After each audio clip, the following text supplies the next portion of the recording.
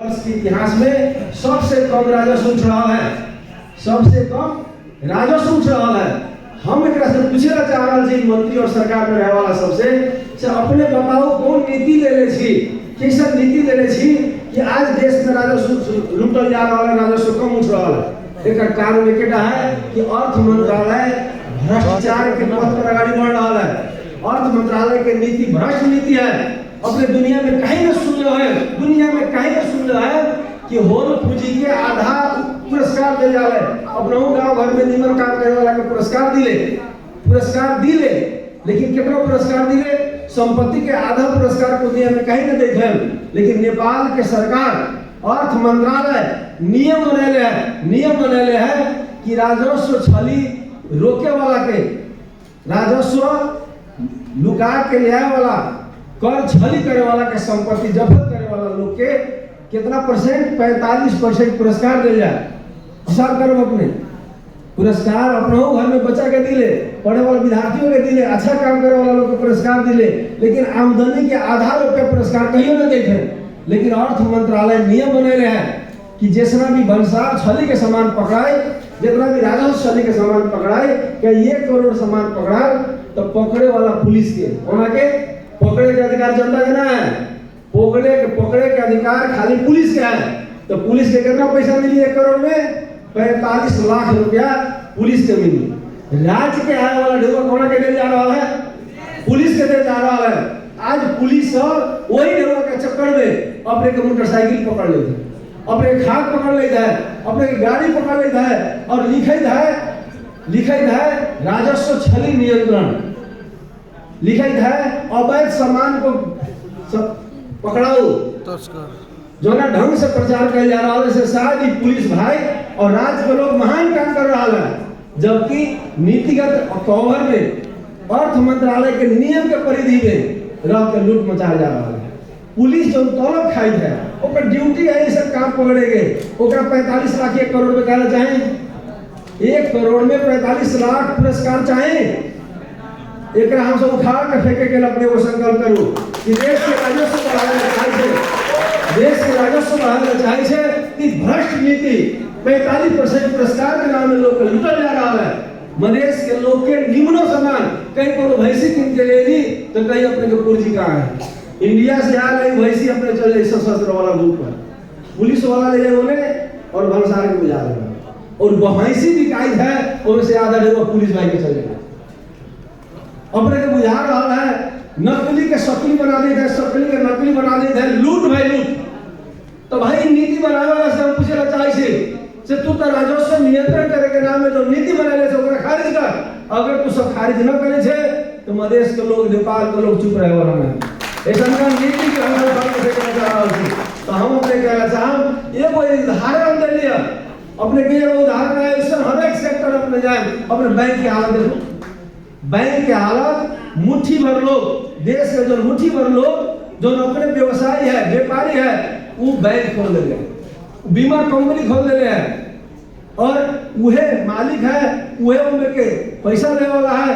राष्ट्र बैंक के पैसा आम जनता के भी हक रहे के चाहिए, आम जनता के भी ऋण में उतने हक है के चाहिए, किसान के भी, आम जनता के।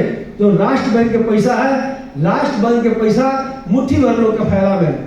मानो एगो पूंजीपति एगो बड़का बैंक खोल दे, 5 अरब रुपया लगा के बैंक खोल दे है, ओकरा 25-50 अरब राष्ट्र बैंक पैसा दे रहा है, अपने बैंक के शाखा में पैसा दे रहा है। बीरगंज के जो शाखा सब है, तो बीरगंज से जितना पैसा धरे छी, तराई मधेश में जितना बैंक है, नेपाल में जितना बैंक है, वो बैंक में जनता भी पैसा धर रहा है, ओकरा निक्षेप पूंजी कहल है। तो निक्षेप पूंजी जो यहाँ के लोग रख रहा है बैंक में, वो बैंक से बेसी ढेरुआ हो तब तो बीरगंज के फायदा हो। बैंक में जितना अपने पैसा रख रहा है उससे अगर बेसी पैसा दी तब बीरगंज के फायदा हो। अगर अपने 10 अरब रुपया रख रहा है या 10 करोड़ रुपया रख रहा है बैंक में, अपने को 5 करोड़ दे रहा है ऋण, तो अपने को 5 करोड़ तो लुटल जा रहा है। तो राष्ट्र बैंक का पैसा भी वही मुट्ठी भर लोग के हाथ में जा रहा है, जनता के बैंक में धन पैसा भी शहर के उमे जा रहा है, और वो मुट्ठी भर लोग अनुत्पादक सेक्टर में अपने कृषि हमने के जीवन है। 60% लोग कृषि में आश्रित है, कृषि, लेकिन अपने के ऋण मिलने वाला ना, तस्करी वाला का मिल जाए, घर बनाने वाला का मिल जाए, बड़का बैंक के मालिक के ऋण के कोनो समस्या ना है, अपने धीतो धर्म तो ही मिले वाला ना है, अपने जमीनो धर्म तो ही मिले वाला है, और बड़का मालिक के बिना धरोटिए के पैसा जा रहा है, और जो पैसा निकाल रहा है वो पैसा काला धन आज बड़का अफसर, बड़का मालिक, बड़का व्यापारी आज जैसे को आवत है कहीं साड़ी अपने जाए भंसार में तो 1000 के साड़ी है 200 रुपये काट रहा है, बेच रहा है 1000 के, कागज में दिखा रहा है 200 रही 800 रुपये का अवैध है, काला धन है। तो देश में इस का काला धन बहुत बड़का है जो विदेश में पलायन हो रहा है। अब विदेश में कैसे ले आ रहा है, जो अपने के गांव के लड़का फिका भाई बंधु जो विदेश में कमा रहा है वह बैंक वहां खोल ले है, अवैध हुंडी वाला बम्बई में खोल ले है, कतार में, मलेशिया में, अमेरिका में, ऑस्ट्रेलिया में, और संपूर्ण अवैध ढंग से कारोबार कर रहा है। अपने बम्बई के देगा 200 रुपया बैंक से, 600 रुपया हुंडी वाला से दिवा रहा है, और देश के पूरा पैसा लूट के विदेश में खा रहा है। आम जनता पार्टी ई काला धन के कारोबारी सबके पूंजीपति जो राज कर रहा है, भगोड़ा से जो यहाँ के ढेवा लेके विदेश भाग रहा है, ओकरा पकड़ के जब तक न सुनम तब तक नेपाल के कल्याण वाला ना है, हमने के जीवन होने वाला ना है। हम सब पहले से देश में जो पैसा के आकार है, कहाँ है पैसा, हम पूछे ला चाहे ये सरकार से पूछे ला चाहे है 2 लाख 1 लाख 10,000 के सामान पकड़े वाला पुलिस से पूछे ला चाहे कि जो गांव भर में वो भैंसी पकड़लस, गांव भर के 10,000 के सामान पकड़लस बॉर्डर में, ओकरा से पूछे ला चाह रहा छी यहाँ खरबों करोड़ रुपए कहाँ है, खरबों नेपाल के रुपए कहाँ है नेपाल में पैसा के आकार, एक जवाब हमरा से चाहिए, एक अपना गाड़ी वो मांग के ला चाह रहा छी। आम जनता पार्टी कह रहा है कि देश में जो पैसा के लूट होता जा रहा है, पैसा के जो लूट खसोट चल रहा है, जब तक हम सब न रोकम ताले हम सब चुप रहे वाला नहीं। अपने यहाँ से जाएंगे कोनो सामान किने, मानो इंडिया से अपने मोटरसाइकिल किने छी, वो इंडिया में 1 लाख पड़ रहा है, यहाँ 3 लाख पड़ रहा है, 3 लाख काहे पड़ रहा है तो 2 लाख अपने कर तीर दे छी, जितना का माल है उसे दुगुना अपने राज्य के कर तीर रहा छी, हर एक चीज में कर अपने दुगुना तीर रहा छी, तो लाभ दुगुना चाहिए ना चाहिए, फायदा दुगुना चाहिए ना चाहिए। आज कर के तुलना में कर भी अपने से ले जा रहा है, और सुविधा में भी भ्रष्टाचार छुपाल जा रहा है, घुसखोरी छुपाल जा रहा है। अपने नियमों से होने वाला काम बिना डेवलप होने वाला ना है।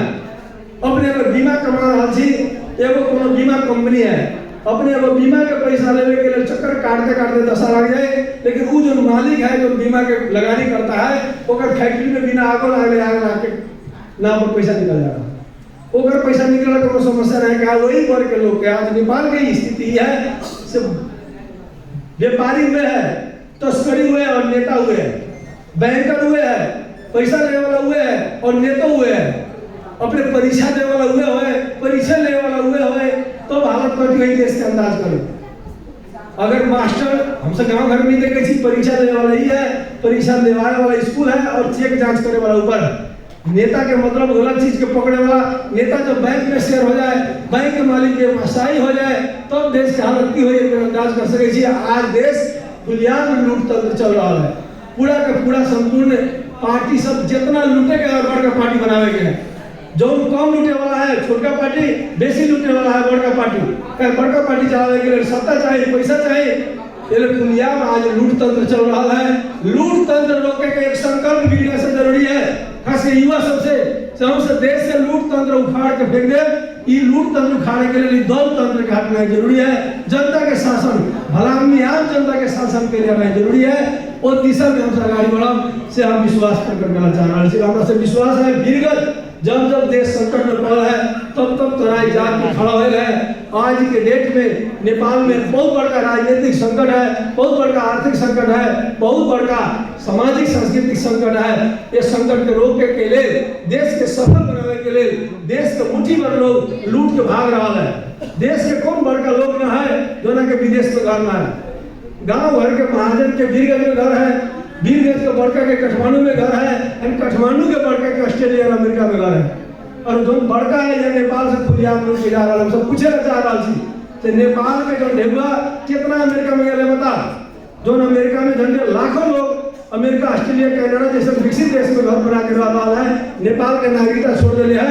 वो लोग कितना ढेबुआ लेके गए बता नेपाल जनता के। हम जानना चाहे थी आज के डेट में नेपाल सरकार के कोनो तथ्यांक न है कितना रुपया नेपाल से विदेश गेल है कोनो तथ्य के ना है।